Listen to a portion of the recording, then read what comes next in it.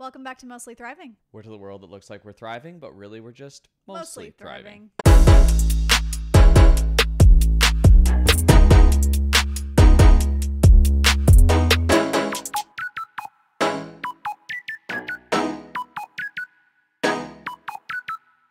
We've had a lot happen in the last week. I can't believe that it's already here, time to record another episode. I feel like we were just in these seats. This week has been so insane, but in the best way. It's been a whirlwind. We've had Halloween. Mm-hmm. We've had another trunk or treat. We also had a fun little getaway that we traveled all the way across the United States of America. In 24 hours. Yeah. There and back. So that we could have you speak at a really cool event. And I was honored to be able to be there and support you. And I was super, super proud of you. Thank you. Yeah. Last week, if you didn't know, I got to speak at the Forbes Walmart Creator Upfronts, which is just a really cool event. A lot of the conferences and things I've been to in the past are more home and DIY focused, but this one is just broad creators. Forbes puts out this list every year that's just like top creators across genres. So it's really cool to even be invited to an event like that, but then also to be asked to speak at something like that and share my story just feels crazy. Yeah, and to have you recognized in the influencer social media creator realm as something outside of just DIY, which you do these trips and you have a lot of friends in the DIY space. So it's cool to meet some people who are not necessarily in that space and they still have this like reverence, respect for you and know who you are. Yeah. Because of what you've built. So I'm super proud of you. Thank you. Great job. This is something I haven't asked you, but I'm curious what your answer would be for this. So most people that see me online just know the Come Stay a While Amanda. And like to them, it's like I'm this person that they watch and they feel like they know us and all this stuff. But I'm really just a regular person. And I say that a lot. And it makes me think of when you think of like country artists or things like that, it's like they just have normal lives outside of what we know them as. You know me as that more than you do as Come Stay a While. What does it feel like when you see me in those places as Come Stay a While? Not that I'm a different person, but it's just I go from being a mom to like turning on like business, like in that mode. What does that look like for you? You just seem like a polished businesswoman. People, like I think people would say the same about like country artists and or any artists or athletes, things like that. Some of them just show up and sing the song, do the thing. Some of them show up and throw the ball. But there's others that show up and are doing, they do that craft really well. But that's just a small portion of it. And I feel like that's how you are, is that, yes, you're super smart in social media, interactive media. That's what you've been trained in. But there's this other side of you that is just a genius in terms of how these turn into a business and how to better optimize that tool that you're really good at. Yeah. And make it into this booming success of a business. One thing that I love about the idea of this podcast, and as we were dreaming about what Mostly Thriving would even be, is you're right. Like I do love what I do on Instagram and I love to be goofy and fun and all of that stuff. But the like business side of me doesn't really get shown as much online because why would it? It's right. Like the stuff that happens behind the scenes. And so I think that this kind of a format is really cool for creators who maybe are looking to make a jump into how to do this. Like I've done consulting things for people and just like things on the side where I can give them tips and like, these are things that you should be watching for and just all of that stuff. I just think it's cool. It's like what we were talking about the other day when we were walking on the Lions game of just if you ever decided, I don't want to be on Instagram anymore, but you just wanted to consult with businesses, people would pay big bucks to pick your brain about how to engage audiences and how to better target their social media marketing. Yeah. Because I think that some people become influencers because they just happen to show something that's super viral and then they find out they're really good at that, their life is just kind of viral and what they do is viral. But then there's also people who, what I do could be viral, but you know how to optimize things and how to there's for sure a play strategy. play the system and play Yeah. the game. There's for sure a strategy. There's a ton that goes into it behind the scenes, which I think making it look effortless is obviously the goal. And Yeah. like you want to stay true to yourself and all of that. But there's a lot that we could dive in here. So if any of that resonates with you guys as you're listening, if there's business topics or influencing in general of things that you guys want to know behind the scenes. Last week we loved all the comments that we were getting about our reno bathroom project from hell. But it's just cool to interact with you guys, see what you're liking, what you're not liking. So if there's ever anything that we touch on that you're like, oh my gosh, talk about more of that, like I want to know more of that, let us know down in the comments. We do read them and we do take your feedback. Yeah. So speaking of behind the scenes, one of the things that you get asked a lot, not a lot of people asking me about my experience behind the scenes, but your experience behind the scenes dancing as an NBA dancer for the Detroit Pistons, especially with the growing popularity of the Dallas Cowboy cheerleaders. for sure. Is there correlations there and things like that? So I think that today we kind of talked about this would be a fun thing to go back down. Really fun for us because it's kind of just memory lane. But let's dive into that. Yeah, so we have a very unique story of how we met. Anytime people ask us, they're like, oh, did you meet in college? Whatever. We're like, we met while we were in college. Sort of. But not at college. So I danced in the NBA for the Detroit Pistons for 3 seasons. It was absolutely incredible season of my life. Like I would never trade those years for anything. Looking back on it now, 10 years later, I have such a different, not really different, but I have some thoughts. I have perspective. I think it shaped me in positive and negative ways. And I think that there's a lot that I can reflect back on, things in the moment that were probably not great. Yeah. But like at the time, it just was what it was. And so I thought that we could talk about that, but share a little bit about what you did. And then we'll kind of go into how we met. And then we can get into like the root. Today, we're planning on answering like all the questions that everybody wants to know. Yeah. Like we kind of made a list. What were some of the ones that we wrote down that we would answer? We talk about pay for sure. Is that, how much do we get paid for this? Spoiler, not very much. Yeah. How much do NBA dancers get paid? Is there communication between dancers and the players? Do they have control over your weight? What happens if, you don't fit in the uniform? Like all those things.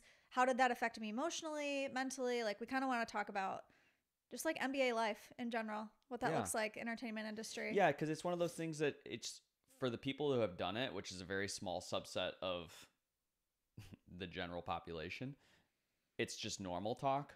But for the people who are just attending games or watching on TV or watching Dallas Cowboy cheerleaders, that's the extent of what they get to know. And so there's some things that, good, bad, and all the in between that is never shown. And we're here to kind of show it. Yeah. Okay. So that's what I did.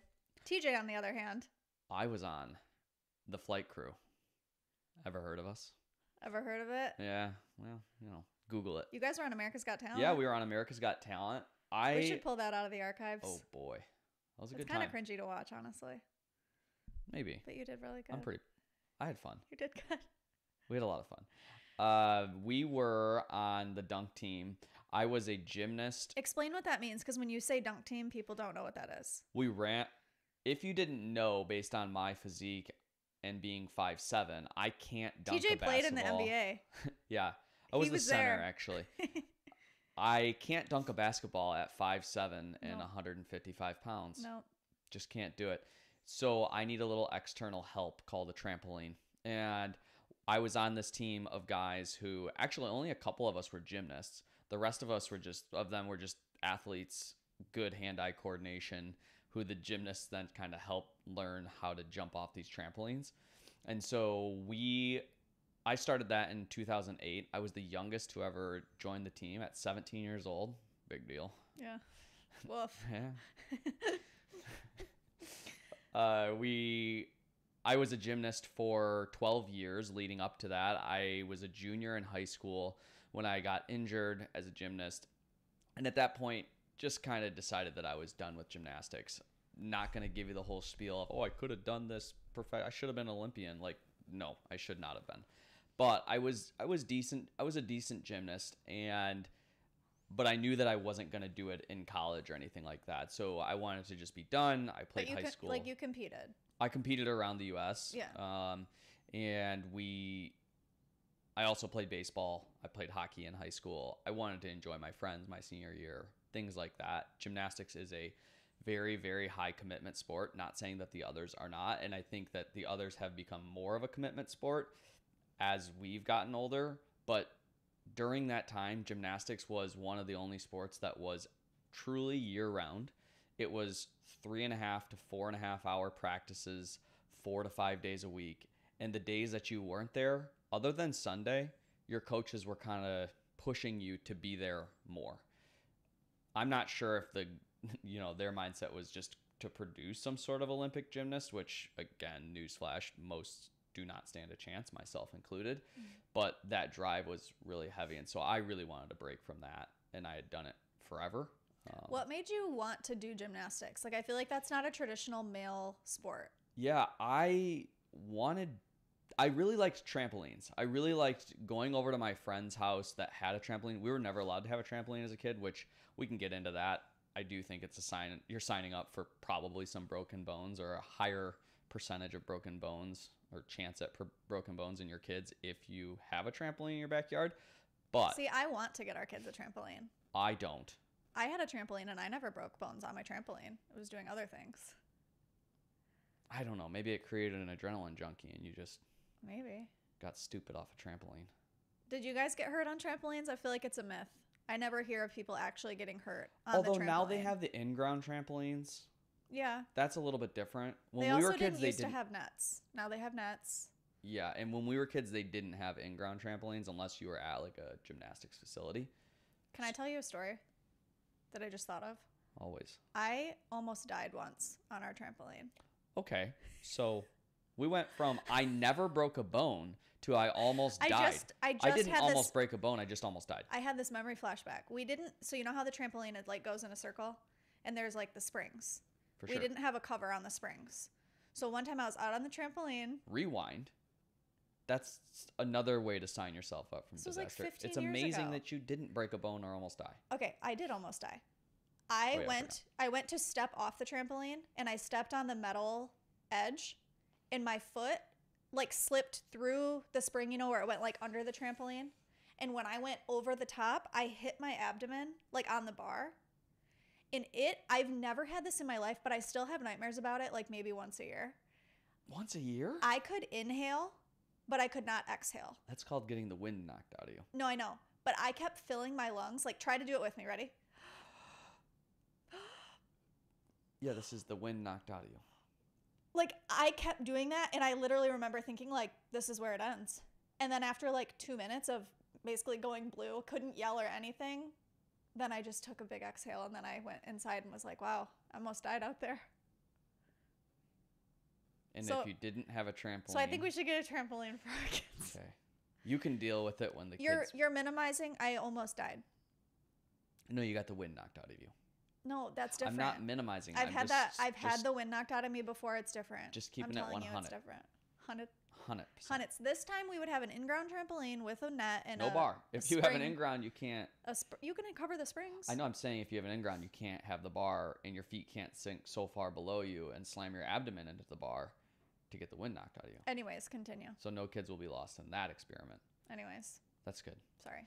TJ likes trampolines. So I liked trampolines as a kid. Now I don't like trampolines. I don't like going to trampoline parks. I think I don't like the trampoline parks now because I get there and I'm like, oh, I have to do a backflip. I have that drive and I have to remind myself that I am a 34-year-old man that doesn't need to do that anymore. But fun fact, your goal in life is to be able to do one backflip a year until you die. Running strong.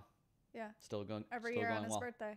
Yeah, we had those Instagram lives, and you people tried to get me to do a backflip on the hardwood floor, and I used my wisdom to say, no, thank you. Anyways, we could show me doing a backflip later. Anyways. Okay, so you did gymnastics because you were into trampolines. Yes. And that just kind of snowballed into this whole career of gymnastics of, you're doing the recreational classes, you're doing good at that, so then the coaches start talking to you, oh, you should move up to this, you should move up to this, and the next thing you know, you're on a gymnastics team. Starting out pretty low level, obviously. I think I was in like the 4th grade when I started competing, and then it just got busier and busier and busier, and the competitions got more bigger and bigger, more serious, and get further away. I think the furthest that I ever traveled was Miami, which is about as far, I guess you could go out west, but usually staying on the east side of the U.S. But I do feel like gymnasts are the most well-rounded athletes in general. Like, I just feel like their body strength is like the most full circle. Yeah, they're just very well-rounded, Balanced, balanced, good hand-eye coordination. They check a lot of the boxes for you to be good at other sports. So how do you feel about, like, both of our boys are in gymnastics, just kind of like for funsies, but like, what would you say about a kid that was thinking about gymnastics? Like, is it worth it? For sure. It's interesting because now we've had our kids kids. AJ has been old enough to do baseball and hockey and gymnastics and other sports as well, soccer. But at the end of the day, I think that gymnastics is most consistently the youngest sport that you could start your kids in. And they don't necessarily have to stick with that. But I think the benefits of being in gymnastics, say at age 2, one, it's physical activity. I think that that's really good to get them into, get them out of the house, get them socialized. They're in a class setting. And then they have to also listen to a coach. So it checks a lot of those social boxes. But then physically, they're working on balance. They're working on walking across weird things. Just things in that nature that will make them a better athlete down the road. And now AJ is a pretty good athlete. And I think that, yes, it's because he loves baseball, he loves hockey. But I do think that it goes back to that core of where he started and understanding his body and how to use it and how to stay balanced. Yeah. I can see that. And he's not, when you put a baseball bat in his hand and tell him to swing it, he's not like fumbling around with his feet. He's sure on his feet. Yeah. If that makes sense. Yeah. So, and I also think as kids get older, it's a very disciplined sport. I agree with that. I have the time management and the discipline that I have today. Yes, because of some of the other sports I played, but it all started with gymnastics. And so if you don't know what your kid wants to do, or rather than signing them up for baseball at 2 or 3 years old, get them in gymnastics. Get them in. If you don't feel like they have the focus to zone in on that one hit this ball with this instrument thing, get them into gymnastics. Because also at gymnastics, when I was a gymnast, we would wrap one of those foam pit things with a bunch of tape. And at the end of each practice, for like a little cardio, we would kick it around like a soccer ball and play a game of soccer or play dodgeball and things like that. Right. Yeah. And then you coach gymnastics. Yeah, I coached. I forgot about, I didn't even think we would talk about that. Yeah, I was a coach. That was I think it's such a cool part of you that people don't know. Like when they look at you, they're not like, I bet he was a gymnast. Like it's just cool. Maybe like my first leadership role. I never even thought of it that way, of like leading a team in that way. You know what would actually be a really cool episode? Hit me. Because I coached competitive dance for 5 or so years, about just talking about that and just like coaching. And when we led Bible study with high school kids. Like I feel like we've both had connection with that age group of like high school kids and how to mentor and lead them up to be great. Yeah. And I don't want to pretend that, on that note, I don't want to pretend that I know it all, but I do think that those areas of our life prepared us with how to be parents and how to coach our kids. Our coaching throughout life really started when I was a gymnastics coach, and I started out, again, similar to my gymnastics career, of coaching recreational, just 5-6-year-old kids, and then ended up coaching some team level boys as well, which was really fun to see them grow. And now I'm getting to coach in a little bit of AJ's hockey stuff and his baseball team, and that's been very fun to do. Yeah. Okay, so then where does flight crew come into the picture? Flight crew comes in. So I got injured when I was a junior in high school, decided I'm done with gymnastics. There was a coach at the gym that I was competing for that also, similar story, stopped doing gymnastics and somehow came across the flight crew. I think maybe they came to the gym for a practice or something, and basically our coaches said, do not talk to any of our kids. We don't want them getting hurt because then they won't be able to compete for us. And so we were not allowed to do anything like that, is what it came down to. And once I was done, now they could talk to me and we could do that. Tryouts were happening in the summer. I went to tryouts. It was kind of just a natural thing for me. I'd been on trampolines at that point for 12 years. It was a little bit of a challenge in the ball handling because, again, shocker, I am not a basketball player. But the flipping was really the hard part for most people, and that was the easy part for me. Right. And yeah, made the team. That was really fun. I think that too, people ask me that too with NBA dancing, or NFL cheerleading, any of that. How do you even join these teams? If you go to any of the pro websites, whether it's like pistons.com or whatever team in the city that you're in, and you go to like their entertainment section, all their entertainment teams will be listed. You know, most teams have a dance team and some sort of entertainment squad, and some of them have like a flight crew type of team, all that kind of stuff. On there is like, there's public auditions every year. Yeah, it's nothing that you have to be like invited to. You could literally, TJ could, well, he's not, I don't know. I think you can, some NFL teams now have male dancers. So I was going to say you can't because you're not a female, but you could show up to the audition if you wanted. I could show up. That's what I was saying. Anybody can go try out, but good luck. As much as anybody with a car and two legs could walk in there. Yeah. But anyways, let's stay on the flight crew path, and then we'll start talking NBA dancer stuff when our paths cross. So you're 17. So I'm 17. I go to the tryouts.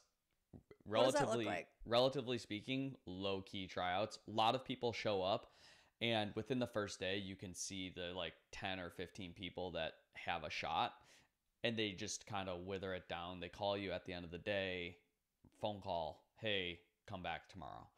I think it was 3 days long. Mm-hmm. I think the third day, though, all of the guys that were there basically were the ones making a team. I think when I tried out, it was like 100 guys and a couple girls scattered in there. To be honest, I think that the trampolines they're wound super tight.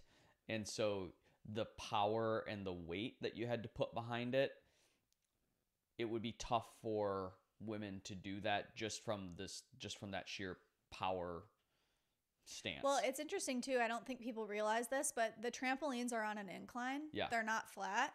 And so you can't just jump straight on them. You almost have to jump like through them. Into them, yeah. Yeah. So it is difficult. And we actually, at a couple of like the halftime practices and whatever, some of our team would just like for fun try to jump on them. Yeah. It's really difficult to get a good angle. And we actually had a girl break her ankle doing that. Yeah. There was a female gymnast that tried out when I made it, and she was good. It was just so hard for her to get the amount of oomph off the trampoline. There's no doubt she had the skill to do it. Mm-hmm. It's just the equipment that we used was not fit for her. Because you have to keep in mind too, there were some guys on the team who were 225 pounds, right, 230 pounds, big guys, 6'5". Mm-hmm. And so if we were to put the trampolines soft enough for her to have hit it, those guys wouldn't have gone anywhere. Yeah. And so there's like a balance there. So okay, so at that time, you guys weren't performing at every Pistons game. No, first of all, my first performance was for the WNBA Detroit Pistons or Detroit Shock. Hell yeah. Yeah, the Shock. I think they're in like Arizona now or something. But we started at 10 to 15 games per year, and that was it. And if you were busy that day or couldn't make it, it was just like you were out of game. So was it super strict, or like, what does that look like? You just like can't be there. Like for me, it was not like you can't be there. Dancers, it was like you're on the team, you're at every game, you're at practice. Yeah. Like there is no flexibility. We were nowhere near as strict as you, or what you had to go through. At the end of the day, I would say it got more strict as we went on, because as new ownership took over, Tom Gores bought the team, and entertainment became a new big focus. The team wasn't doing very good, so you had to have people come into the arena and have an experience, and the experience became a very heavy focus. And as that went on, it became more strict. But we would literally perform at the end of the first quarter, and I would be out of that building by halftime. Yeah. That was it. Or third quarter, I was out of there before the fourth quarter was done. And so we had no other responsibilities. And obviously that changed over time as entertainment became more of a focus. It's interesting to me because tryouts for us always happen in the spring, so around May-ish. And the season doesn't start, until October. I think like Yeah, one of the home end of openers was October. like end of Yeah. October. And so there's a lot of, training camp and prep and all of that stuff that's happening. And then you get to the game. It's just interesting. And so when I had tried out in May, made the team, was going through training camp, all of that stuff. I want to say end of August or something like that is when the Pistons sold to Tom Gores. Yeah. So everything when I first auditioned, it was for Automotion, which is what they were called at the time. And then the new ownership came in. They basically cleaned house. Like they wanted to bring in all of their own people, and everybody came from LA. Like we had all these new, higher ups and people in the offices and all that stuff. So everything kind of got flipped upside down. Our coaching changed. And so then I didn't really ever see what it was like prior to that. Yeah. So what was the difference between before and then after? Because I know at that time too, it's just funny how like God is woven in to all of our story. And we talked about this a lot in the first episode with TJ's vet school story and just how he almost wasn't a vet and all of that. But if that change wouldn't have happened and that turnover wouldn't have happened, we would have never had the opportunity to have a relationship. Yeah. So talk about that. When I had joined the team, first of all, I was 17 years old. These women that were dancing I was not worthy of being in the same room as them. Well, you had to be 21 at the time. For dance. Yeah. Oh, I didn't even know that. Yeah, it got changed to 19. Oh, wow. Yeah. Okay. Well, yeah, and you were supposed to be 18 to join the flight crew, but your boy was 17. Got to go get him, Yeah. But anyways, so even if it was an option to talk to you all at that point of my journey on the flight crew, there was no way I was walking into the building and talking to these 21-year-old women. I was a junior in high school. I was just like, head down, keep walking, get to your locker room, do your thing. And so that changed drastically when this new ownership came in. They wanted this sort of cohesiveness of... But they had like pretty hard rules that like the dancers are off limits. No one talks to them. Yeah, no, it was, we would share a court with them and the message was, don't even look. That was like, we literally had powwows of just like, don't talk to them. Don't look at them. They had like a masseuse that would come in and they'd all get massages during practice. And we would just be like, the girls? Yeah. Oh. We'd be like in our bags. We just didn't like have that. Hoping maybe somebody would bring us like a bottle of water or maybe. We had a chiropractor. We had a chiropractor. Yeah, I don't think they were getting massages courtside. Oh, no. They were. Really? 100%. I don't. 100%. We didn't have that. They would go into the tunnel area. I can't and they speak would, to that. I can speak to that. You're making it sound weird. No, it wasn't weird. It wasn't weird. It wasn't like they went off to this back room or That's anything what you're like that. making it seem No, like. it was there was the tunnel. This that is why players we would have come out of. NBA dancer stereotypes. No. They it was like off to the side of the court, and they would go over. Maybe it was a chiropractor. I don't know. Here's one thing I know. I bet it was a sports medicine. We didn't have it. You guys weren't as cool as us. We didn't have it, and we were at every game, and you weren't. We were bouncing our faces off the rim. Well, you chose that Our bodies life. were taking a beating. Not that you dancers don't. Dance is a sport. I'm not about to go down that route. You guys. Don't get me started. No, I'm not. I just said I'm Don't not get me going started, down boy. that route. I said it ends here. I'm not going down that route. You guys are hard workers. I will give you that. Cool? Is that acceptable? Lose the tone a little bit. I love you. Anyways, I don't even know where we were at with that. But yes, we did not have any sort of interaction with the dancers. That was a very hard no rule. The dancers were on this kind of pedestal of, there was the players, the dancers, everybody else. And then the bottom crew. of the barrel. And then the flight crew. But it was great because we were just like treated as that kid that just couldn't do anything else. We jump off trampolines. That's all we do. Throw the t-shirts. Kind of thing. No, we didn't even do that. Oh. No, arguably the most athletic group of them all, like as far as throwing things, we could not be trusted to throw those babies. Okay. No. No. So anyways, new ownership comes in. They clean house. And now there is a completely different culture within the arena. Like, and then their whole thing, because the Pistons weren't doing so great at the time, their whole mission was they wanted fans to be able to come to the game, never once watch basketball, and still want to come back. So we had so much entertainment going on. They had a cheer, like, stunt team. We had the dancers. They had a jitting crew who was kind of like break dancers. They had Mob Squad, which was the kid dance crew. And then they also had the flight crew who would like jump off the trampolines. And all of those performed. Well, no, flight crew and dancers were at every game. And the other ones were mixed in. I don't think Mob Squad was at every game. then there was the cheer team. I think they were at every game. Yeah. Either way, it became entertainment was a huge focus. They brought in huge names for halftime shows. You know, we danced with Flo Rida, MC Hammer, Wyclef.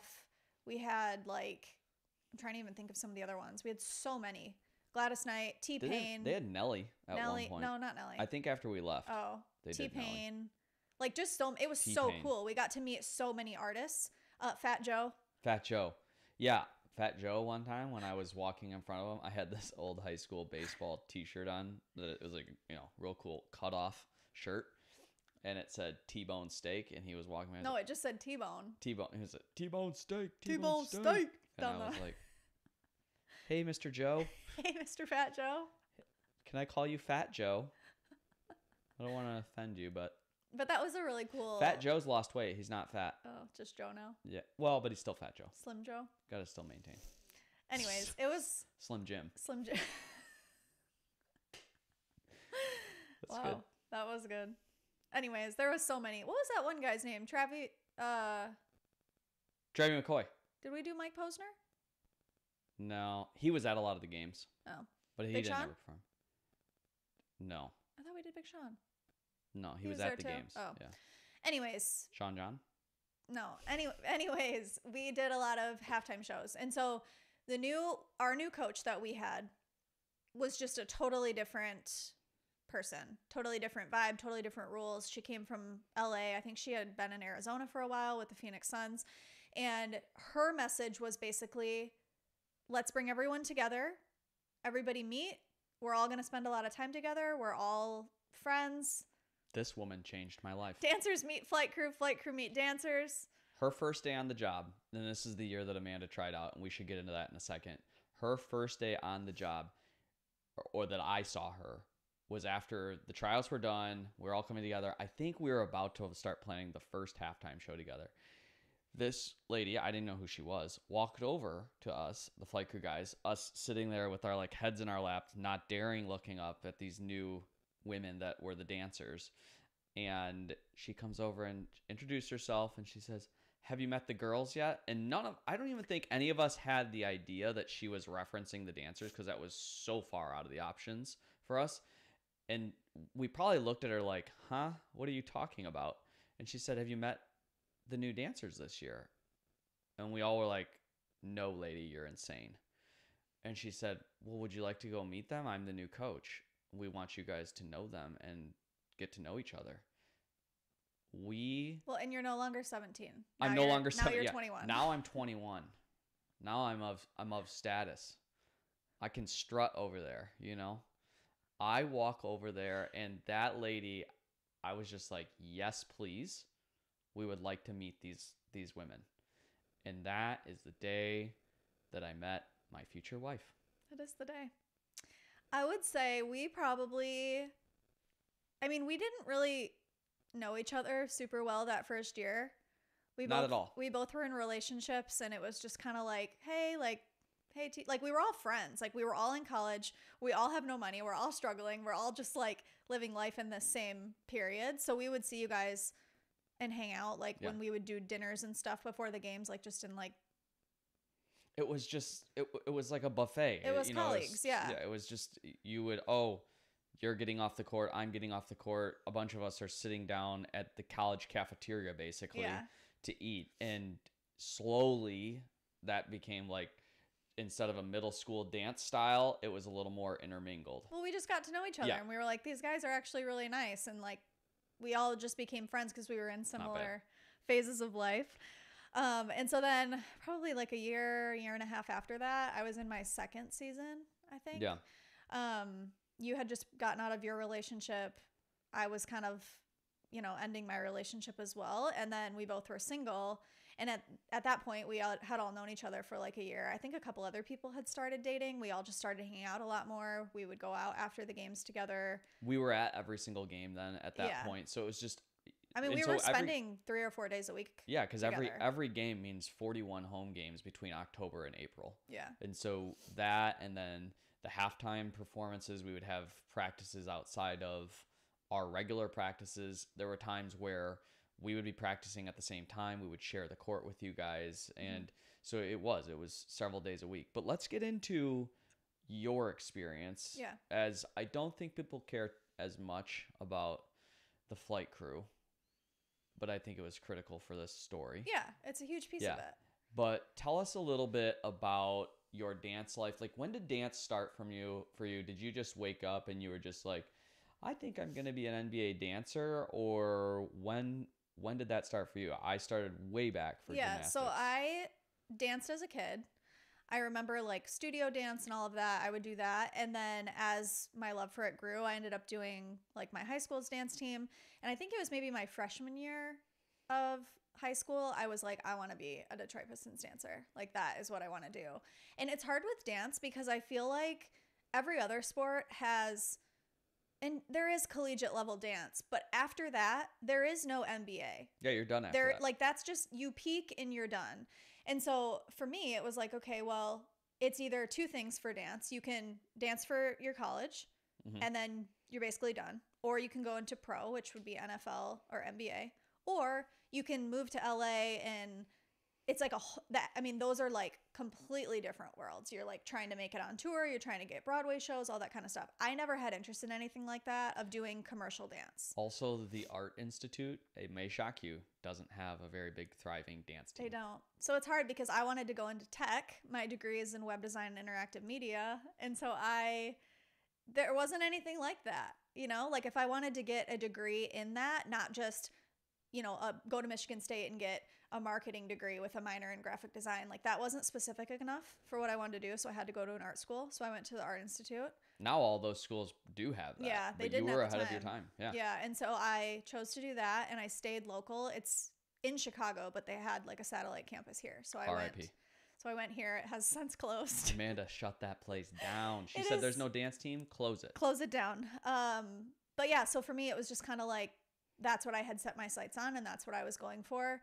Sucks because I was young for my grade. And so when I graduated high school, I was only 17. And at that year, they had changed from 21. You had to be 19. So I had a year of buffer between high school and when I could do that. And so I just did a lot of training. I reached out to the dance team. I started doing private lessons with one of the current dancers to just kind of like learn their style and get tips from her and whatever. So I trained really hard for that year. And then I went to the tryouts, which probably maybe 300 or 400 girls try out. I don't know. I mean, I'd have to look, but that feels like what it was. And it's similar. It's a few days and it's, there's a round, which is basically just like freestyle dance, which you can tell pretty quickly. There's a lot of people there. Wait, back up. Day one, they walk in and they go, break it down. Like, you're just by yourself, Yeah. They play a song and they say like, shaking your groove, show me what you got. I mean, you can tell really quickly if somebody has got rhythm or no. They're not asking you to like get out there and be like. Let me ask you this. Do I have rhythm? Yeah, you have rhythm. So I would have made it past the freestyle I don't round. think so. But it's like, do they have a presence about them? Are they holding themselves with confidence? Like, are they looking up? Are they projecting into the stands? Like, you can tell immediately within the first 8 count if somebody's got it or not. Those rounds go really quick. Is it cutthroat? Like, do you walk in and like, sister, you're off beat, get out? No, I mean, the first round is probably an hour long. You're lining up.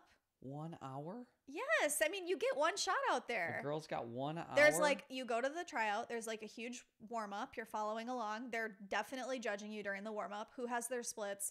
Who has flexibility? Like, they're judging all of that kind of stuff. Splits? Yeah. I did. You don't have that. I don't anymore. No. Wow. But yeah, they're looking at all of that. How are they holding themselves from the second that you walk in that door, even at the registration table? They're judging. How are they holding themselves? Are you coming in sloppy? Do you have 17 bags? Like, do you look put together? Like, so much of NBA dance and NFL cheerleading is off court. Like, how do you hold yourself on the concourse? How do you represent the organization well outside of just your 2-minute dance performance? And so we're going through all that. They do their first round where they basically leave. They come back. There's like a chart of numbers. If you've ever seen the Dallas Cowboy cheerleaders show, that's what it's like. So you go in, you get pinned with your number, and that's basically your identity as that number. Right. Until the end. Until you make the team, yeah. What number were you? Do you remember? I mean, I don't remember. 262, probably. No, it was like 4 something, I think. I mean, I had a different number every year. Oh. It's right, yeah. Oh, you had to retry out? Oh, yeah. You have to retry out every year, and there's years that I had a couple teammates that didn't make it back. See, I think we retried out for flight crew every year just to like try and keep us humble, but Lord knows they were not, like, we were safe. There just wasn't enough people that could do this. I was going to say, there are so many talented dancers. Yeah. And I think I want to get into just the culture of NBA dance and what that was like. But the problem was they like instilled the fear of God in you that like, you can either do this or you're very the next girl is in line. Like there's a qualified person who can take your spot. So like make your pick. And that is really difficult because it's like, I want to do this so bad. But then there's parts of it that you just like don't agree with or that don't feel right, but you're like, I'm not going to give up everything I've worked for. I'll just do this one thing. Okay, so let's get back to tryouts. You go in, you shake your groove thing for 1 hour, and they go, you shake your groove thing on the beat. Now what? There's just rounds. Next, we're going to learn choreography, and then you perform the choreography. A lot of times you might learn 2 or 3 dances short, and then you dance all of those, the different styles, and then there's another round, and then the next day. And every day it gets a little bit more intense. Yeah. And you go from 300 or 400 down to how many in that first 1 hour? I don't know. No? I mean, they wean it down pretty quick, and then there's maybe 100, then 50. We only had, I think, 18 or 20 on our team, so. At what point do you feel that your physical appearance was judged? Not what you're wearing. Yeah. From the first minute. We're talking curves, we're talking hair, we're talking like all that. Like, so instantly you're judged on. It's and I will say everything that I say is speaking from, 10 to 13 years ago. Okay. Right. I do think that it has come extremely far. Yeah. I think that the standards now are different than they were then, as they should be. Yep. I think that they were extremely hard on us. I think that there was so much focus on dance. Yes, you had to be a good dancer. But like everybody's a good dancer. You know what I mean? Like there's a lot of that talent. So then they're like, okay, well, what's going to now be the step above? Like who's going to be pretty to look at? Who is in the best shape? Like all of those things played a factor. Sure. And what was hard for me, so I'm only 5'1". I think people, whenever I meet people in person, they're like, oh my gosh, I thought you were taller. Like I'm really short. And when our management... Thank goodness, because your boy's only 5'7". When the management switched over, all of the new people came from LA, and the Laker girls at the time had a height requirement. I think it was like 5'7" or something like that for the girls. So they wanted them to all be kind of standard height. And so they had a really hard time with me visually because I'm short. I didn't. Yeah. So that was difficult because I'm like, I can't change that. And it's hard because I made the team under previous management. And then when the new management came in, they were kind of like, here's your team. Yeah. I don't know that they would have picked me for their team just based on physical appearance alone. I'll always pick you. Thank you. But yeah, it was very intense. Yeah. Very much under the microscope all the time. But I understand, like, they have to put a product on the court. I do understand that. Like, those two things can exist and be true. That, like, they have a job to do. They have something that people expect. Dancers at the time, should be beautiful, thin, great at what they do, community leaders. The visual aspect will always play a role in it, whether we like it or not. It is a fact. Yeah, and it is. They have to deal with that. Yeah. And so that's just the way that went. So you make the team, and now you are dancing in the NBA. Yeah. Throughout the season, did that kind of mentality keep going of if you don't do X, Y, or Z, eat this or that, look this way, weigh this? What did that fluctuate throughout the season, or you make the team, you're good until you have to retry out again? What was that like? So they basically gave us everything that we needed to be successful to them. If it, we had gym memberships at Lifetime Fitness, we had tanning memberships, we had our hair, and our hair was done for free, like all of that kind of stuff. We had a partnership with a salon. So they gave you everything that you needed to stay looking exactly like you did that day in auditions. And one thing that people don't realize too is that after auditions, we all go through makeovers, like right after. Everybody gets their hair done. They might decide, we need a couple more brunettes, like we can't have everybody be blonde. So they're noting all of that when they're picking the teams of, she might need this, or they might look at someone and be like, everything about her is great, but her hair color is like not quite what we think would be best suited for her. And so we have all these appointments at these salons. You go in, sometimes they don't even tell you what they're going to do. It's like in our contract that you just do what they say. So you're just sitting in the haircut chair, or whatever. I don't know what do the women call those chairs? The chair. Yeah. You're sitting in the chair and you're just watching them just dump dye or cut 3, 5, 6 inches off your hair. Are you watching the whole time? Like, yeah, thinking, oh my gosh, what's happening to me? I remember getting to the salon and on my first year, I remember getting to the salon and they showed me an inspiration picture and said, like, this is what they picked for you. And I mean, you're new to the team. This is like insane. This is the coolest opportunity ever. So you're just like, okay. And for me, it wasn't changing much that year. It was just blonde. Year one. Yeah. So then year 2, I think I stayed blonde.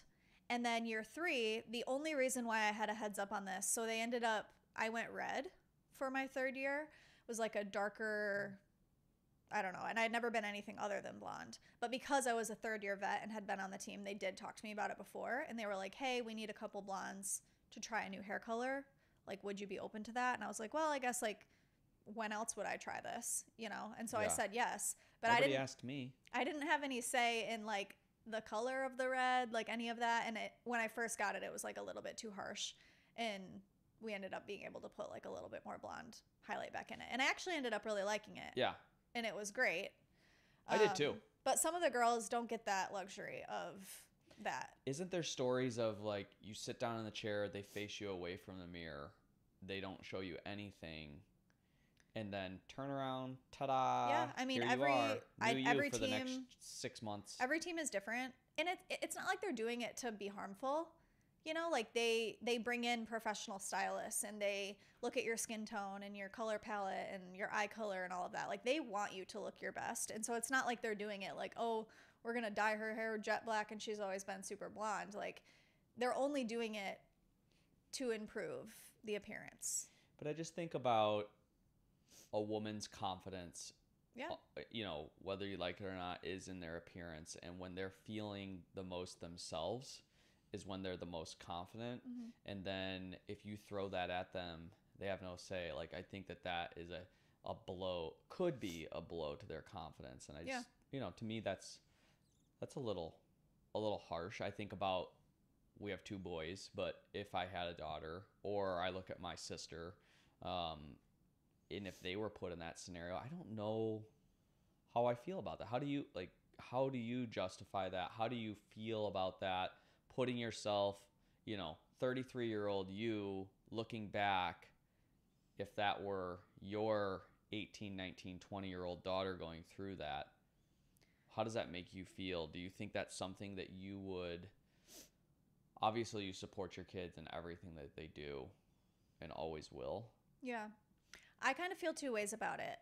First, just like as a mom, you should love the skin you're in and like God made you how you are and all of that. I fully believe all that. On the other hand, I do feel like you know what you sign up for. And if hair color is what makes or breaks that dream for you, and that's something that you've worked really hard and wanted for a long time, like hair color can easily be changed, Okay. And not that I think it's okay for them to tell you how you should look, but I also in that moment of me, how badly I wanted to make that team and how hard I trained to do that. If they said we can either dye your hair darker or we're going to pick someone that has darker hair, you pick, I would pick my hair 100%. Pick dyeing your hair. Pick dyeing my hair, yeah. Yeah, I guess you I get look it. at It's a business. They can't have all blondes out there. I think that Hollywood / TV shows portray it as if you didn't know that going into it. Yeah. It's just, here comes salon day. Yeah. Look at Sarah. We dyed her hair from blonde to brunette. Right. Chances are Sarah knew that was a chance Right. before. As long as that's the case. I know too, some teams have like a written test because they want you to be educated. Like they don't want you to just, I mean, there's such a stereotype of NBA dancers. Like they're bimbos, like they just sleep around, like they're promiscuous, like just all these things about NBA and NFL cheerleaders that are so not true. Yeah. Like obviously there's somebody that's going to fit every stereotype regardless of the topic. But a majority do not. Majority do not. Like we were all in college. We had nurses on our teams. Like we were educated women. And it was just like no stereotypes about the flight crew though. Yeah. Those guys, Just, strapping young gentlemen, successful guys. Yeah, so I don't know, but going back to your original question about the weight and throughout the season. So we were weighed at the beginning of the season. They did know what our starting weight was. And then we did have weight check-ins. And we would just know. They would check our body fat percentages. They would check you would just say, here's what I weighed today. You would walk in and be like, this is my weight today. No, or they you would would weigh step you. on the old scale. Yeah. You would step on the scale before practice. Oh, man. Which, looking back now, that's effed up. That's bad. That there's really effed up. We had something called... Who was checking your weight? Kind of all of the management. I mean, we would have practices where, we had our coach, but then we also had probably 3 to 4 upper management men, no women, that would come to our practices. And so we practiced 3 times a week. If we had a halftime show, we practiced an additional night. So now we're at 4 times a week, and we probably had 2 games a week. So we were there every night. And so we would have what's called, you could wear whatever you wanted to practice, but on Mondays, it was called midriff Mondays, where you had to wear a 2-piece set so that they could evaluate basically how you're belly. looking. Yeah, look at your stomach and your legs and whatever. So let me just say this. You got your hair colored, which could be a confidence blow. Mm-hmm. And then they go, let's throw you in a 2-piece and check that belly out. Yeah. I mean, it's really cringy to think back on that, we allowed this. That's not for the weak. And that's why there has been so many influential, just dancers that have put their feet down over the last several years to be like, this is not okay. And what's hard for me is I believe that we should promote healthy, but everybody's healthy body looks very different. You can't compare someone that's, taller or maybe bigger boned or whatever to someone that's short and super petite and want them to both be the exact stick thin. You just can't physically make that happen for people sometimes.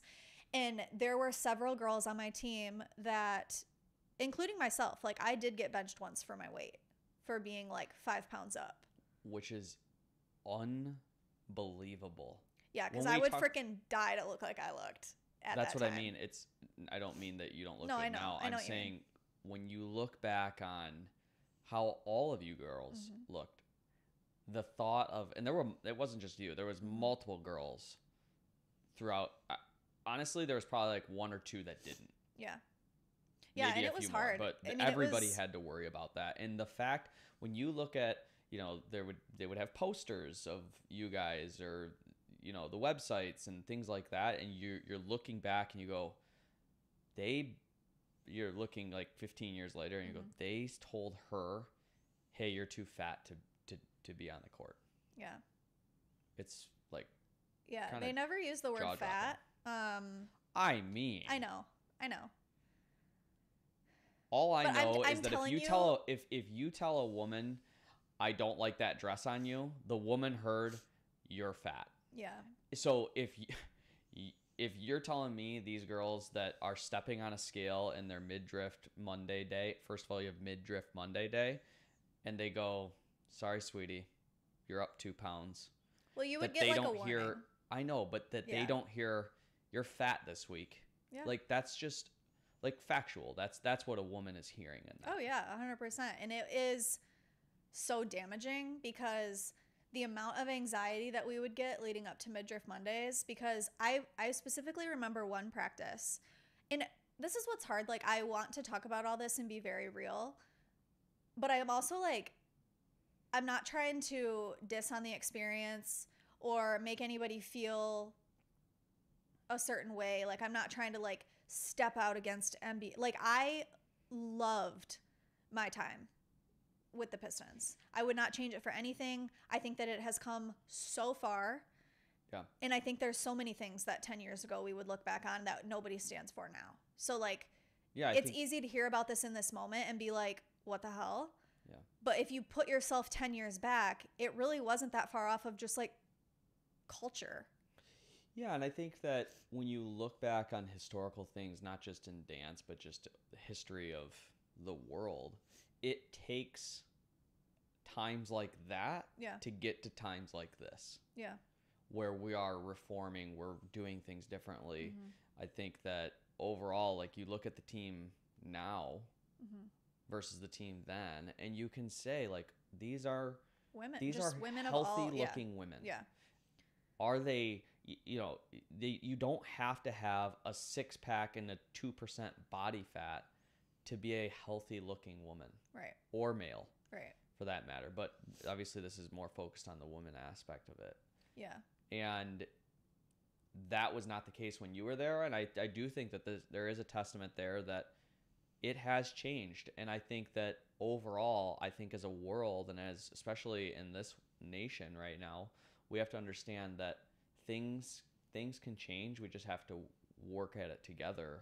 Yeah. And everybody be on the same page. I remember one specific instant at a practice, we had to line up, and this is when the higher ups came. So there's, you know, I think there was 4 men there, and then our coach, who was a female, maybe one other person. And we all had to line up in a straight line. And the one guy just went down the line and said, like, good, lose 5, eat a cheeseburger. Because we had a couple of girls that were, like, super tall and skinny and thin. And that's how it was. And then he just said, okay. And then he left. Sign me up for the eat a cheeseburger. I know. Like, why can't you tell me to eat a cheeseburger? But yeah, wow. Looking back now, I'm like, no wonder I have so many mental problems. Yeah, I had a note in here just as I was thinking this. I just put this in there. I was like, I wonder how we've talked a little bit about your mental health and your journey in that. And honestly, we've gone to therapy together and it's been great. And we should talk more about that. But one thing that I don't know how much we've never really talked about in therapy is how did this impact your mental health journey? Yeah. And yes, you started having your panic attacks while you were dancing and while we were in London with them, but how did that impact, other than, you know, all the other things that have impacted it, what role did this play in it? And I think we should explore that with our therapist. Yeah, I think so too. I know several girls that I'm still great friends with that still struggle with body issues and still struggle with eating and all of that kind of stuff. The thing is that I get what they were trying to do. Mm-hmm. They wanted us to be thin. They were giving us the resources to do that. But what they weren't accounting for is that people were going to do it in an unhealthy way. You know, we had girls that were not eating, girls that were working out 3 times a day, like just over obsessing over it and still like falling short, which then tells me, you know, we're doing cardio 6 to 7 days a week and we all have team workouts and all this stuff. We're also going to college and we're also working. Like, what more can we be doing? You know, it's different if we're, you know, very unhealthy and not leading this lifestyle, but I felt like there was no room for error. Yeah. Like the expectation was perfection 100% of the time. You are to look great. You are to sound great. You are to, you know, be intellectual. Like you had to hit this certain thing, like 0 room for error on the court, 0 room for error off the court. And it was a ton of pressure, like a ton of pressure to be this perfect person. And like, I'm only 20 years old. Like, I don't even know who I am yet. Yeah, and I guess one thing that I would like to see, and maybe they've changed this a little bit, is that we had these expectations for you. And yes, I've given you a gym membership, some of the tools to maybe do it, but maybe some more mentorship and guidance to women who are that young and how to do this in a healthy way. Yeah, I think at the time, though, they didn't really care about the healthy way. No, I know. I'm hoping. I don't know this within the organization, and I bet they've changed that at this point, especially with the way that the world is trending right now. Yeah. Of just, I think that people's health and what they are eating and how to be physically active and physically fit and different supplements and things like that. I think that the world is generally trending in that direction. And as they've trended in a more, positive body type Yeah. movement, that I would imagine now there's a little bit more resources for them. Yeah. I would think. And if I would there's think not, so. I would, that would be my challenge to NBA dancers, NFL dancer, cheerleaders, all the things that Yeah. in a very competitive atmosphere like NBA dance and NFL cheerleading is, it's a very slippery slope for those women to get into some unhealthy health type things. And when you introduce high competitiveness and potential things that are not good for your mental health or even good for your physical health, you start making sacrifices that maybe you shouldn't make. Yeah, I agree with that. So, Yeah, anywho. so we had a lot of perks. I mean, we did get all of these extra things, which I think is part of the problem, because it's like you can be replaced and we're giving you all of these amenities. Like literally the only thing that we're asking of you is for you to show up and know your stuff and to look great doing it. And so I think as a young girl, it's like it feels like they're giving you the world and they're just asking for this one thing in return, when really like they're taking a lot more from you than that. Yeah. You know? But I do like you've said several times on this, is just that there are so many great things that came from it. So we were paid decent. I was on the flight crew. I'm speaking. I think that you guys probably could have been paid a little bit more. But we were paid. I didn't have to do all that much. I got 2 free tickets to every single home game, which was awesome. What were you guys paid?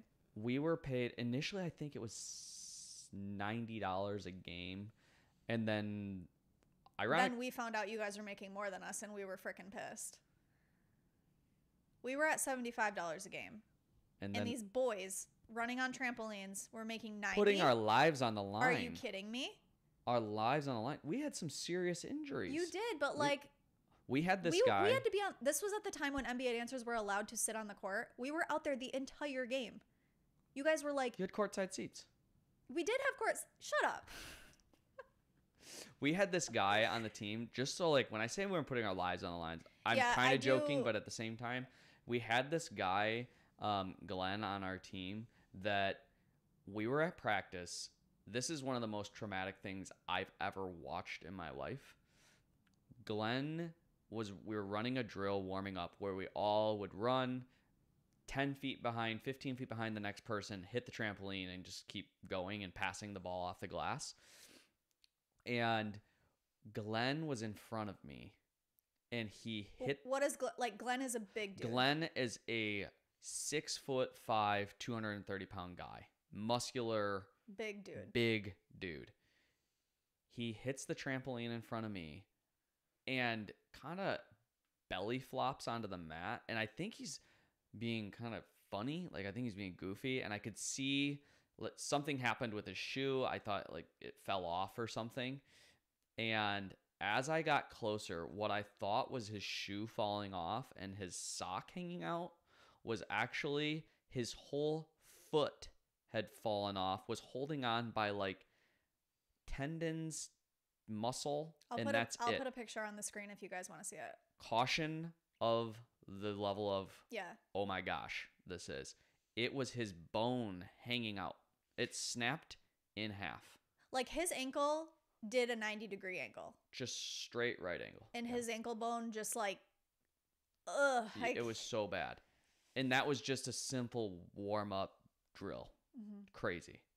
So anyways, that was my injury story. Yeah. Yeah. I mean, you got hurt too. Oh yeah. I mean, they would hit their chins on the rim and bust their chins. Yeah. You guys had. I yeah, I went to the medical thing and they glued it back together.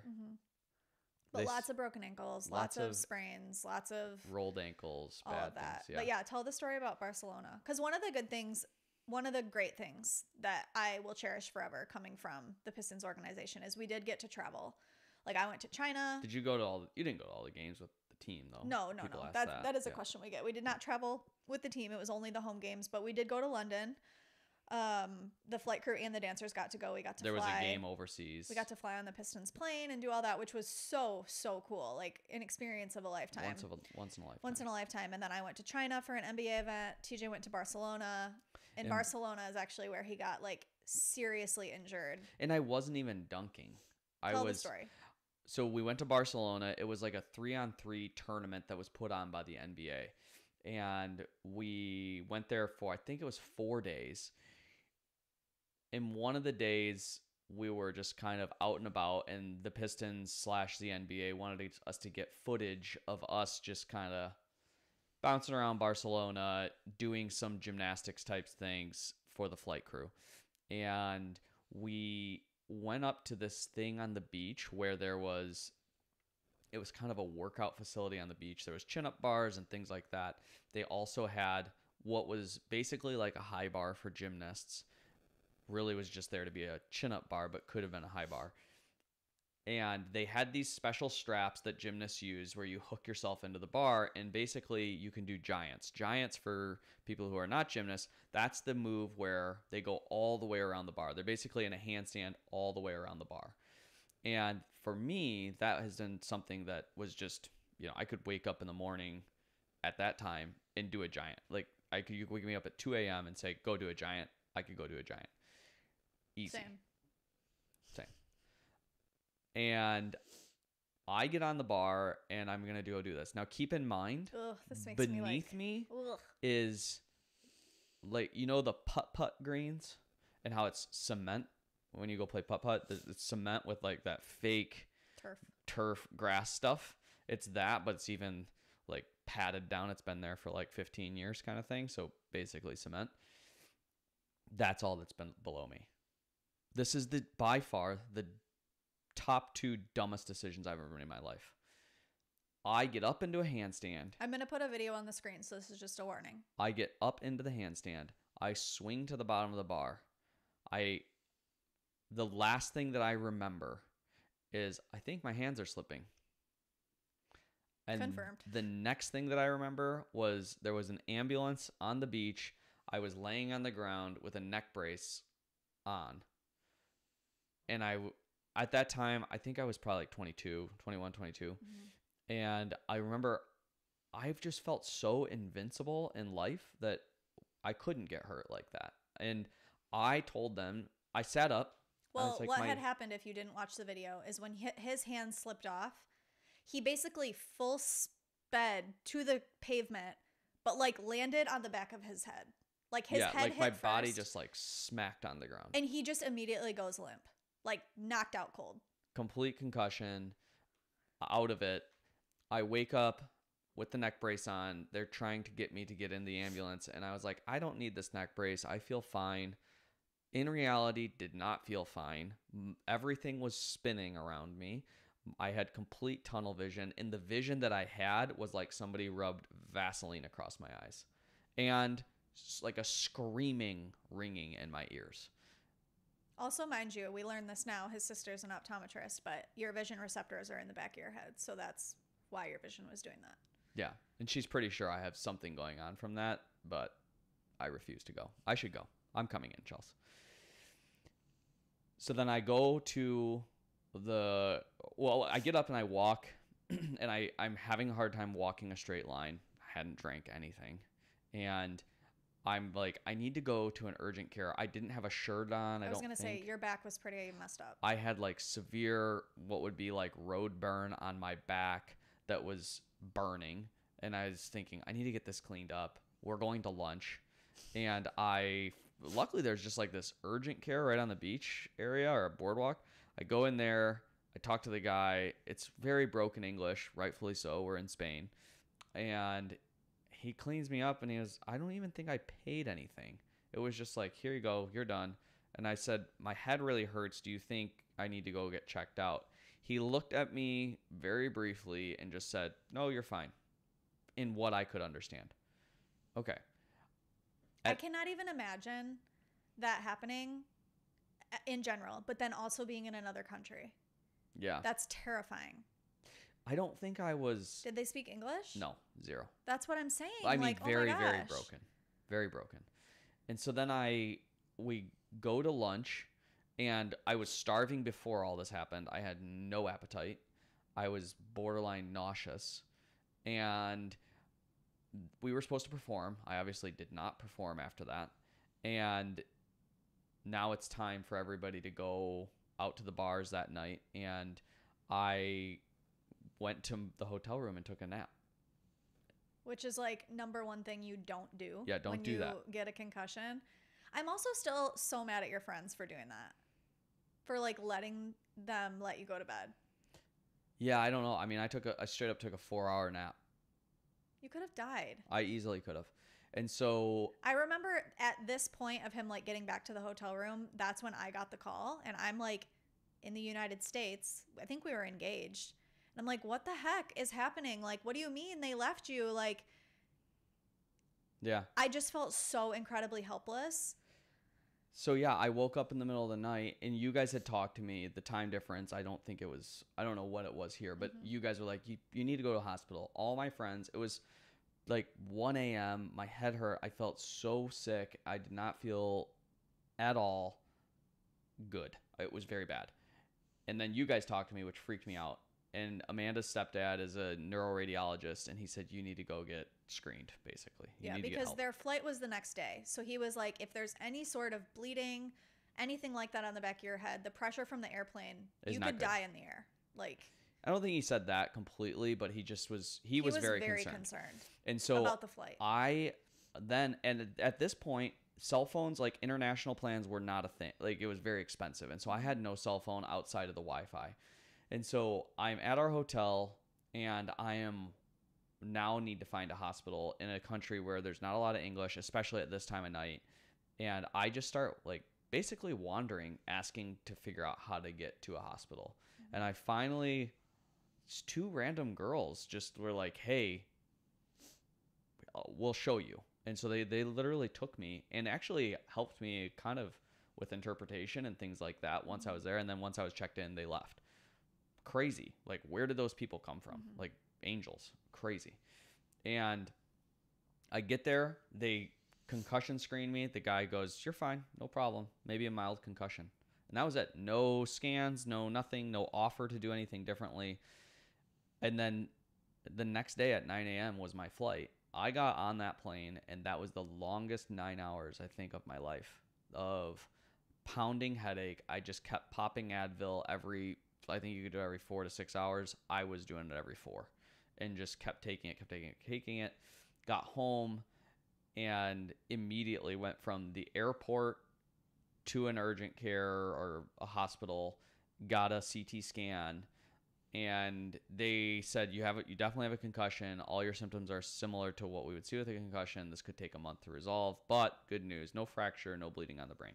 Great. Well, it was also like weird timing, and they were like, we looked at it, but we're gonna have the radiologist. I feel like it was like Sunday at 7 p.m. or something. Yeah, so they were like, you're good, but we'll call you if the radiologist has anything. The next day, my phone is ringing like crazy. I had just interviewed at Chrysler. I was thinking it was them calling me. I was on like narco or some sort of heavy pain medication, and I didn't want to answer the phone because I didn't want to sound all drugged up with the company I was going to work for.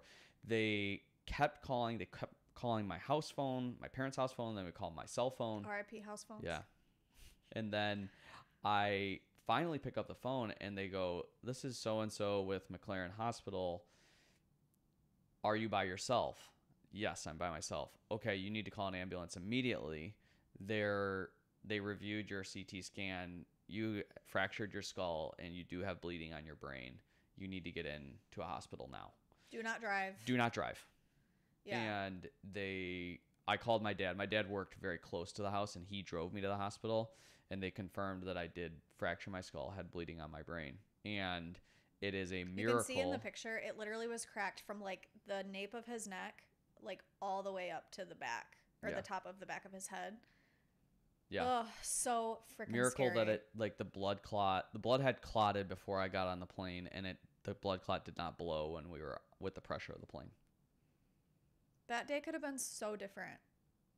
Yeah. So sometimes we talk about how God's just got us and has It's kind of so provided this scary. crazy path for you and I to be together. That was one where he made a path for us to stay together and me to stay here. Yeah. Yeah. Also, fun fact, TJ is really, really, really, really grumpy as a patient. With a fractured skull, bleeding on your brain, and a concussion. Yes. I would literally be like, do you need a water? He'd be like, why are you screaming? Whatever. If that's my only flaw, sue me.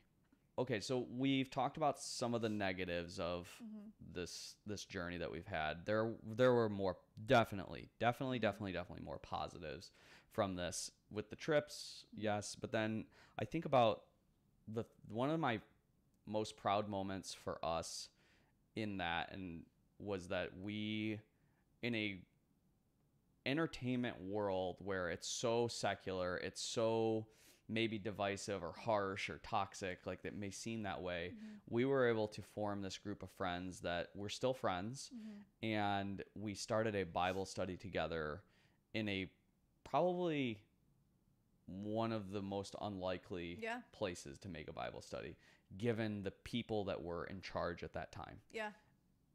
And now when this group gets together, I don't think that there's been a time that we got together that Bible study hasn't been mentioned. Yeah, I agree. It was really, really cool. And we felt this pull on our hearts to start it, but we were like, this is so awkward. Like, I don't want to invite any of them. Like, what if nobody wants to come? Like, all this stuff. And then I think at one point we had like 30 people. Yeah, like it was just packed. crazy. I just think people were bringing their boyfriends and girlfriends who were not a part of the organization. I think there's just such a hunger for guidance for young people. Yeah. You know, and it's like when you can find people who are like on mission together with the same goals and dreams, it's special. And I think back to like my goal in life with our faith and things like that. It's not that I want to force my faith down anybody's throat. Like, that's not my goal at all. My goal is to live a life that people look at you and I and our relationship and say, TJ and Amanda are different. What are they doing that's different? And then them come to us and say, look, I'm struggling with X, Y, and Z. How are you handling this so well? And honestly, I can look back in all those scenarios that it's our faith. Yeah. Because that's what we lean on.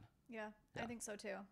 I also think it's really cool. I think there's 5 couples that came out of Dancers in Flight crew that are married now with kids, which I think is really cool. We're going to answer all of the questions that everybody is burning to know all the time about NBA, and we're going to do a little rapid fire. Yeah, so here we go. Rapid fire questions. Why did you choose the NBA over NFL? I think that NBA and NFL are very comparable. At the time, the Detroit Lions did not have a dance team, so for us, NBA was the only option.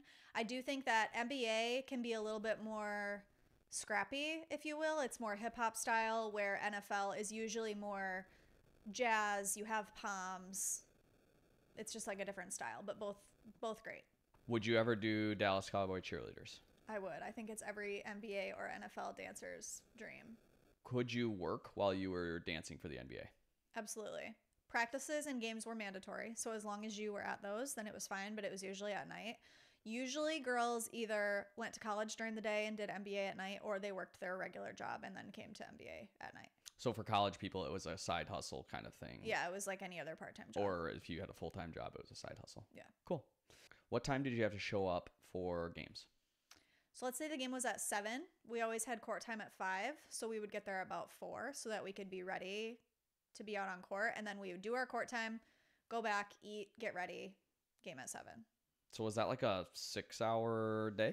Yeah, I mean, it was hard because we would have to leave whatever jobs we had early to be able to get there by 4, to go in at 5. So it was definitely demanding, but that was the only time we had for court time. Like, we had to have that. What is the strictest or weirdest rule that you had to follow? I remember in my first contract, my first year, there was a clause that we had a very strict no fraternization policy with the players. Dancers and the players were not allowed to communicate, look at each other, any of that. And we had a rule in our contract that if you were like out to dinner with your family at a restaurant and a player showed up, that you had to, within 5 minutes, leave that table and not be in that building anymore. We were not allowed to be where the players were. That's crazy. Yeah.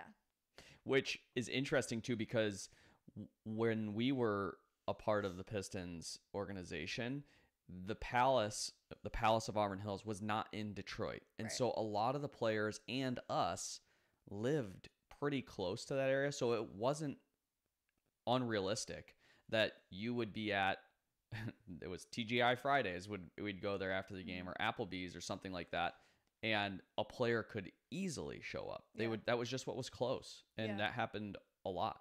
Yeah. Interesting. Yeah. We did not have that rule. And also the players didn't have that. Like, right. Only the we had players that rule. also, I don't even think they were aware of you weren't allowed. You guys weren't allowed to talk to them. I think they know. What did you get paid? We made $75 a game and $25 a practice, I think is what it was. And then when we started doing the halftime shows and we were like, we are here for 5 hours, then I think we started making like $20 or $25 an hour. Yeah, I remember when the halftime shows started, they kind of used you get to meet these cool people as payment. Mm-hmm. And it was voluntary. Yeah, I think all in all, I probably made $15,000 a year doing it. Yeah. And they're recently, like the Dallas Cowboy cheerleaders kind of put their foot down on that. And I think some of them now make like salaries, which is incredible because it's so demanding and so it's such a time commitment that it's like, you really don't have time to work another job, but no one can live off $13,000 a year. Well, and especially for Dallas Cowboy cheerleaders, not that you guys didn't work as hard as them, but they have this brand that is not that brand. And the TV show and all that comes with being a Dallas Cowboy cheerleader. Yeah.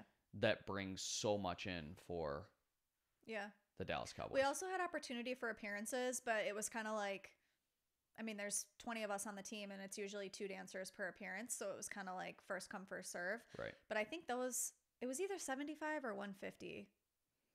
It probably was. I can't not remember. More. I think it definitely wasn't more than that. No, I'm saying it wasn't more than a game, which. Oh, no. 150 would have been more than a game was. So. Well, I know our prices changed. I know that we got paid more my last year. I don't know. Yeah. But either way, not enough. Cool. This was fun. It's a good episode. It was fun. I feel like it's nostalgic. I think that it's easy to look back on all the things that were wrong, but it also, I mean, it's what brought me to like you and our family and where we are today. And I feel like I grew so much through that. I made so many incredible friends through that. I feel like it shaped me into the woman that I am. I think a lot of times throughout my life, I've been able to prove that the stereotype isn't always what you think, like just with being a DIYer in like a heavily male dominated field and, going through adversity and all of these things with becoming a Pistons dancer and just all the things that come with it. I think it just shows that if there's something that you want, like go for it. And if you put in the work, nothing's like out of reach. Yeah, I think that for me, the takeaways that I see for you that you took is your resiliency. I think you have that as a repeating kind of principle or life lesson throughout your life. And this is just one of those areas where you had to be very resilient. You can't control what life is throwing at you. All you can do is control how you react and come out stronger because of what life threw at you. And this is just one of those. Life will throw really, really unrealistic, harsh, toxic situations at you. And you have 2 options. You can sit in it and do nothing, or you can find a way to make you stronger and come back more resilient. And when it comes with you, the next thing, you're ready. And then ultimately, I think the professionalism that it taught you, even if it was in a weird, different way than what you would do now and how to present yourself, you've carried that through. And like we talked about at the top of the episode of just the whole Forbes creator thing, you're a professional, smart, intelligent, confident businesswoman now. And I do think that part of our lives and your life played an important role. Yeah, I think too that maybe we can, if you guys have other questions that we didn't touch on, there's so many things that we even had on our list that we didn't get to talk about with this. And just things like, what did TJ's family think of, he's going to date a dancer, and just what does that look like in life? And we have other stories and just a lot of things. This could definitely be a part 2, but we're out of time for this one. Yeah, so throw some questions in the comments for sure, because if there's enough questions, we'll certainly come back to this and do NBA life part 2. Yeah, there's a lot of other things that we could touch on, but if you want to listen, you can listen on all major streaming platforms, or if you want to watch the video, see any of the pictures or references, things that we're talking about on here, that's on Spotify and YouTube, and you can follow us on Instagram. Yeah, make sure you like and subscribe wherever you're listening to your podcast. Leave us a review, and thank you so much for listening to this episode of Mostly Thriving. Yeah, see you next time. Have a good one. Peace.